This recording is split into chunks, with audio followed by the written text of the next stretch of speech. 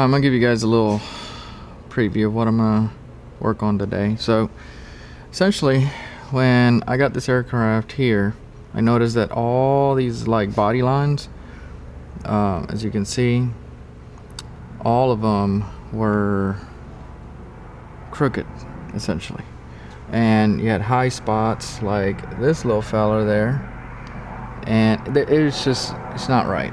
A lot of it had to do with Bondo being used.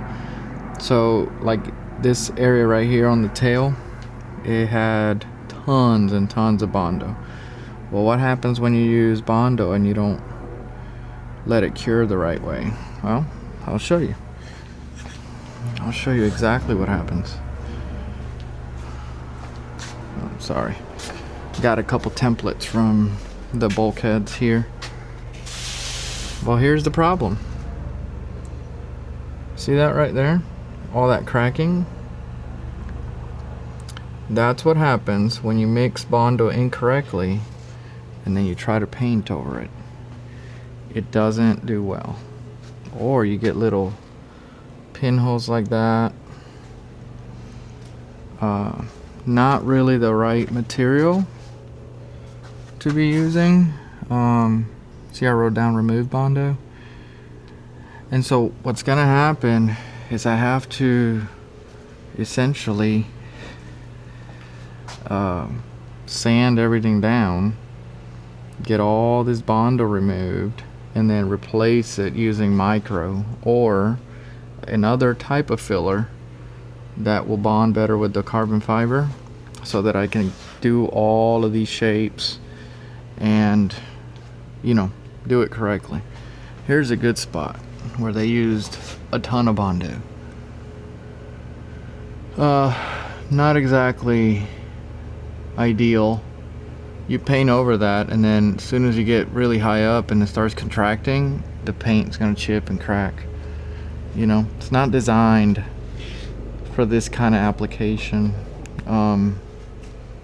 There's another spot right there, and I mean, it's everywhere. So lots of work to do, a lot of sanding. Got to redo these carbon fiber door latch, basically the little lips on both sides. They're cracked. Yeah, ton of it, tons and tons of work. We see it everywhere. Here's another thing I have to do.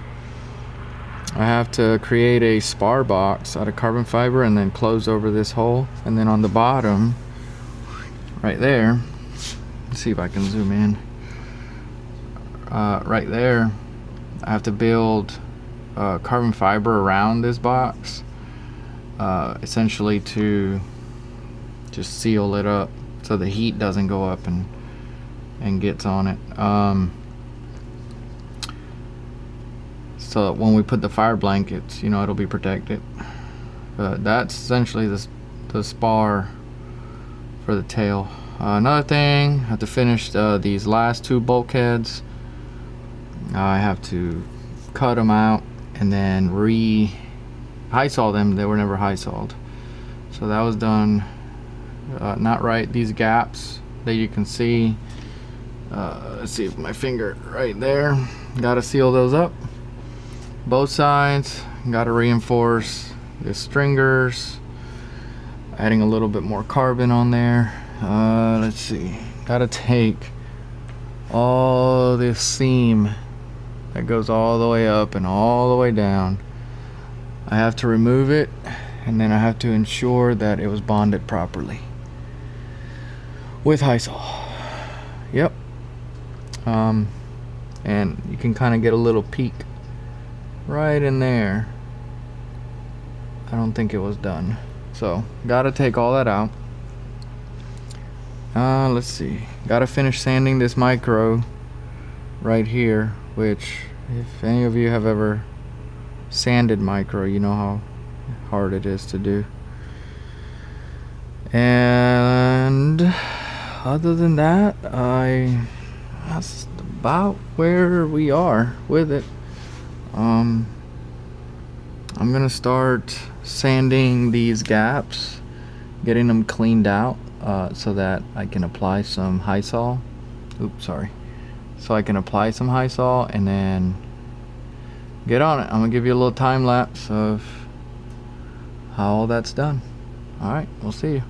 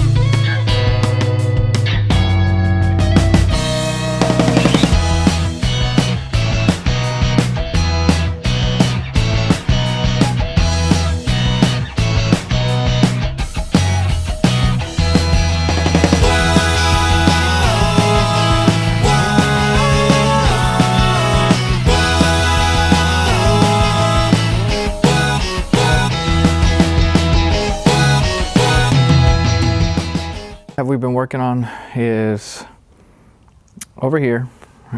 Basically these gaps were never bonded, and all this was very uneven, hairy. You had a bunch of bumps right there that I just don't like. I want this, even though nobody's gonna see it, but I know it's there. And well, we don't want to leave it ugly, uneven, with splotches of resin. We want it to be clean. This is gonna be $1 million airplane when it's all said and done, and I think it deserves the attention of doing that. So basically took a small little Dremel tool with a stone, and we're carefully just carefully grinding out all the primer, getting all the bumps to come off. You got to be very careful. If you're not, you can go too deep through the composite and hurt it. So that's a very tedious process. You just got to go nice and slow. It's very deep in there, so just a lot of work, but it's going to be worth it at the end, I think. Once we take some build photos, and of course you guys are going to see the build through the videos and the time lapses of me doing it, I think it's gonna reflect on the quality of work. We want to do good quality work. We don't want to do crappy work. Not saying that this build was crappy. It's just this would be great. I mean, it's completely acceptable the way it is, with the exception of a few things, but we want it absolutely perfect, and that's what we're doing. All right, so let's get back to it, and I guess we'll see you on the next task. See you. All right, so we're done sanding away all of the excess material that we didn't need on these gaps. And now we're cleaning everything with alcohol. So that way the hysol is gonna bond really good. All we're doing is basically gluing two panels together. That's it. We're taking the exhaust plenum and we are bonding it to the fairing covers basically. This is the bottom fairing, the rear, and the other one for the tail. That's all we want. We just want a good clean bond between all of it. That's it. We just want to prevent future cracking. So what we're going to do is we're going to mix up a little bit of hysol. We got a syringe. It pre-mixes it. We're going to take our syringe. We're going to put, basically we're going to put a bunch of it in there. And then I'm going to take a little popsicle stick. All right. And this popsicle stick, see how it's got a radius? Well, I'll show you the first one. Right here, it's got this little radius. The curve is what we're gonna use. If it'll come out, thank you. There you go. So we're gonna take this, we'll place it in here, and then we'll just drag it along. That'll give us a perfect, clean bead running along there. And it's, see, it's not only practical, but it's just gonna look a lot better. And again, if you're gonna spend a lot of money on a plane, I wish, you know, I would hope that you were expecting top quality, and that's what we're doing. So it's gonna bond it, and it's gonna look good. Some of these side ones, these small little ones, I'll just do with my fingers, right here and right here, simply because, you know, this is too big. But well, yes, let's get the syringe ready, and I'll show you guys how we do it. All right, that's it. Gotta cut it there. All right, so I'm getting this last glove on. You don't want this stuff in your hands. You'll never get it off, and it's a pain in the butt to clean it and everything. Plus, it's probably cancerous or toxic, who knows, right? We don't want it in our hands. As tough as it is putting gloves on and getting them to the back of your, you know, so your fingers at the tip, so you have some dexterity, it's worth doing it, okay? All right, so we got our syringe here ready, and we also have our paddle. So let's go ahead and start on this side, and there it goes. It mixes. You kind of see it going out. It's essentially mixing itself as it runs through the mixer on the needle. That red stuff you see in there essentially mixes the product together. It's pretty awesome. Just gently get this in there. All right. We will show you the final product. So just give us a few. I'll get this done. I'll show you what it looks like.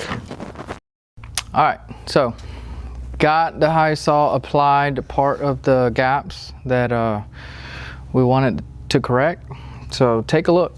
See, it looks a whole lot better. It's all coated. Now these two pieces are bonded together. We got everything neatly applied all the way through everywhere that it needed it, including inside the exhaust nozzle.